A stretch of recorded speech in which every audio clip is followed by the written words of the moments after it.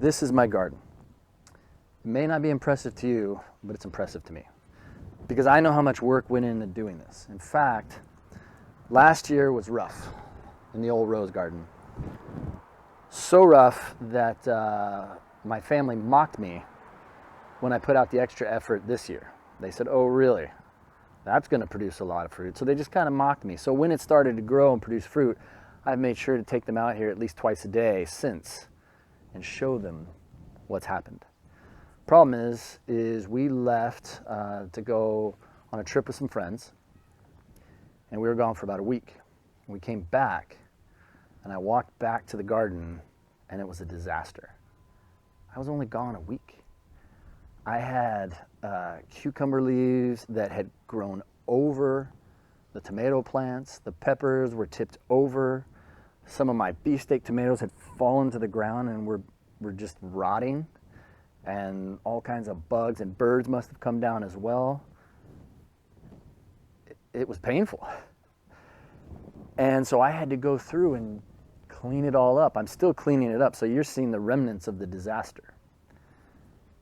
But the thing about this garden, the reason it's so important is because our family, I want us to be able to eat from it. I want to turn more and more of this yard into something that's productive rather than just being for show.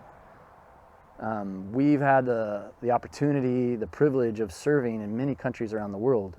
There's 3 countries in particular that as a church we support or work with right now. One group is in Malawi, another group's in Zambia, and another group is in El Salvador. And for their gardens mean life. If they have a bad harvest, they don't eat. So for them, a garden is not just a hobby, it's life.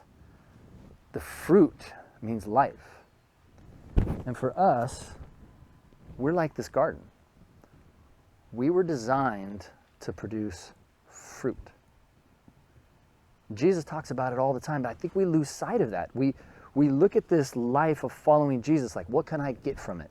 What's it going to do for me? Or even when we share with others, we try to tell them, hey, this is what it can do for you.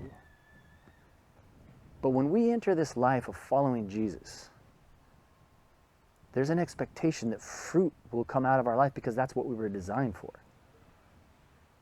Jesus said, unless a grain of wheat falls to the ground and dies, which means a seed, unless that seed falls to the ground and dies, it will remain by itself alone. But if it dies, it bears much fruit. And Jesus was saying this to his apprentices, to his disciples, to his friends when he said, hey, I'm going to need to go and die. That's the way this is all set up. And they fought him on it. And he said, no, you don't understand. Even me, I am coming to give my life away to bear fruit. I love this passage. Here we see in Matthew 3:8, he says, bring forth fruit that is consistent with a changed mind and heart. We were designed for this. And of course, one of my favorite verses, and for our church branches, this is why we call ourselves branches. John 15:5, Jesus said, I am the vine, and you are the branches. If you remain in me and I in you, you will bear much fruit. We were designed to bear fruit, but we don't need to bear fruit to earn God's love. We don't need to bear fruit to get into heaven. That's already taken care of. It's because of his reckless love for us. It's because of him giving his life away, like a seed falling in the ground and dying. He's borne the fruit of us having salvation, of getting new life here and after, but especially here. We get new life. And we are meant for that new life to produce fruit.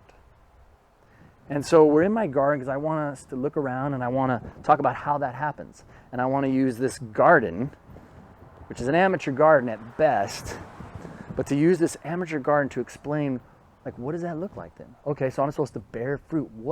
How do I do that? How does this happen?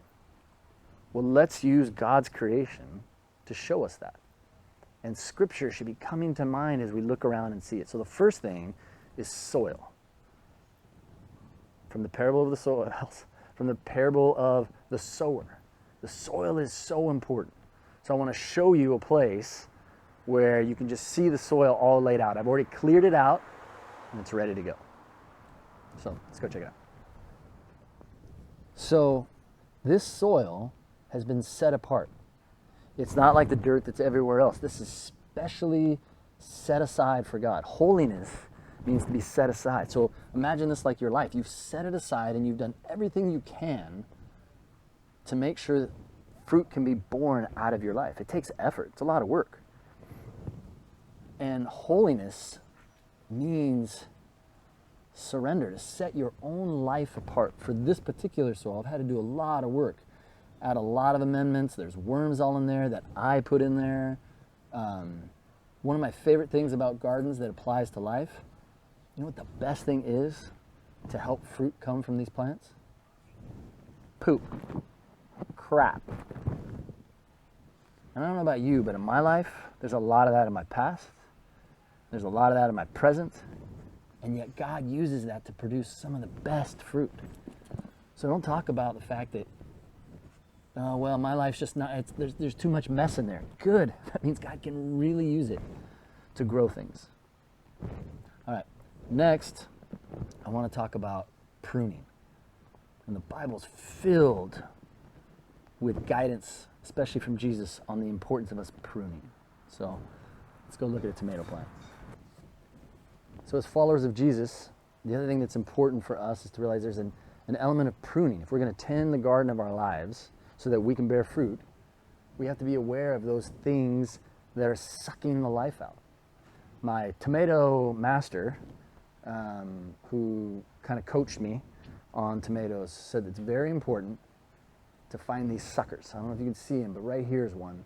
And these suckers, they grow in between branches. And he said, you need to be diligent to go around and to pull these off because they don't serve a purpose. And he showed me how to find them, and then you pull them off so that all the energy can go into bearing the fruit. So here's my question. What are the suckers in your life? Now, immediately my guess is you're going to people. And it could be people, but most likely it's something else that's pulling energy away from producing the fruit of the Spirit: love, joy, peace, patience, kindness, gentleness, goodness, faithfulness, and self-control. And so when you identify those suckers, don't be lazy. Be diligent. Tend to your soul. Clean out the suckers so that you can bear fruit. Another thing that fits with tending a garden, that fits with our soul, is support system. As you can see right here, I have a pole here because this tomato plant needs that support. It also has a cage here. This cage actually wasn't large enough because this outgrew my expectations. And so this support system needed to be put in. Now, I didn't do that for my peppers. And then I came back and saw that in my untended garden that this Fresno pepper had just kind of started tipping over. And then as I started studying it, I realized, oh, I'm supposed to have support systems, or they even have cages for peppers. So I'm going to get some cages. In the same way for us to bear fruit, we need support. So we've already talked about holiness. We've also talked about pruning, which is an element of apprenticing and discipleship. But here, we need each other. Let us not stop meeting together as some are in the habit of doing. But let us encourage each other, or to lift up all the more as we see the day approaching. We need each other. Otherwise, over time, we're just going to tip over. And we won't have the strength like this pepper tree to hold itself up. Or this pepper plant, this Fresno pepper plant. And don't be fooled. I pulled the peppers off. Oh, I had some serious peppers. But they were only peppers because we had good soil, and I was pruning, and I was tending the garden, making sure that outside destruction wasn't coming in. The final thing is that sometimes it's time for something new. These were planted in early March, and so a lot of them have reached their maturity, and it's time for a change in the garden. And I have to re-supplement the soil. Some of these have reached their time, and it's time for something new to grow. There is a time for renewal, and maybe that's what you're going through right now. What I'm noticing is a lot of people at branches and other churches and just in general are just kind of waiting. Just sitting around, waiting for things to go back to the way they were. Things are never going to go back to exactly the way they were. And we weren't meant to just wait around. We were supposed to be bearing fruit now. And so this is an excellent time to step back and say, hey, maybe this needs a refresh. Now, I know tons of you are listening in that aren't following Jesus. That's okay. It's almost like you get to listen in on what those of us that are doing our best to follow Jesus think. And if you're making a decision to follow Jesus and you're on the verge, or maybe you're considering it later, or maybe you've already made that decision, this renewal is perfect. If anyone is in Christ, they're a new creation. The old is passing and the new is come. In that garden box over there, there's going to be something new. It's kind of like your life. But the beauty is that you don't have to do what I have to do to the soil. You don't have to clean everything up and then invite God in.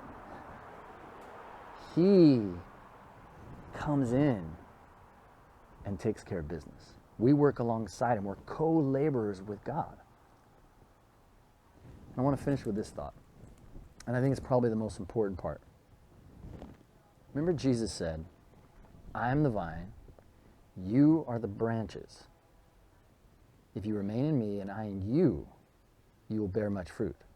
But apart from me, you can do nothing. We don't have to produce the fruit. All we have to do is tend the garden. That's God's job, to produce the fruit. That's why in Galatians it says it's the fruit of the Spirit, not fruit from us. You can't just, produce God's goodness. You can't produce his light. He does it. But we have a responsibility in this. We have an activity. We have work to do. But he's the one that does it. And maybe it's going to be a huge crop in your life. Maybe it's going to be a small crop. It's not your job to gauge your value by how much fruit comes out of your life, how many people's lives are changed, or how much light you bring into it, or how much goodness comes out of you, such as love, joy, peace, patience, kindness, and the rest. We just remain in him. That is our primary job. For this tomato plant, for this branch right here, its number one job, just stay connected to the main vine. Stay connected to him. He'll do all the work. We tend it. Make sure we get the light, the water, the good soil, the pruning, the support, and let him do what he's going to do. May God bless.